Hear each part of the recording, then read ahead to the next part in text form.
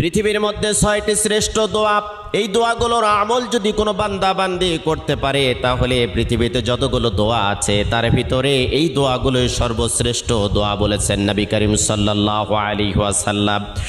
কোনো বান্দা বান্দি যদি যতই বিপদে থাক, কষ্টে থাক, দুর্ভিক্ষে থাক, উৎকণ্ঠার মধ্যে থাক না কেন, সকাল থেকে সন্ধ্যা পর্যন্ত যদি কোনো বান্দা বান্দি দরুদ শরীফের আমল করতে পারে, রাতের বেলা যদি দরুদ শরীফের আমল করতে পারে, হাজারো অশান্তির দাবানল থেকে আল্লাহ রাব্বুল আলামিন শান্তি দান করবেন।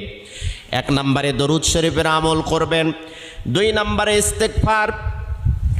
আপনার মুখটা এমন হয়ে যাবে আল্লাহ রাব্বুল আলামিনের কাছে দোয়া করার সাথে সাথে আপনার দোয়াটা কবুল হয়ে যাবে। সব সময়ের জন্য পড়বেন আস্তাগফিরুল্লাহাল্লাযী লা ইলাহা ইল্লা হুয়াল হাইয়ুল কাইয়্যুম ওয়া আতুবু ইলাইহি। যদি না পারেন তাহলে পড়তে থাকবেন শুধু আস্তাগফিরুল্লাহ। 3 নম্বরে আপনি পড়বেন ইয়া যাল জালালি ওয়াল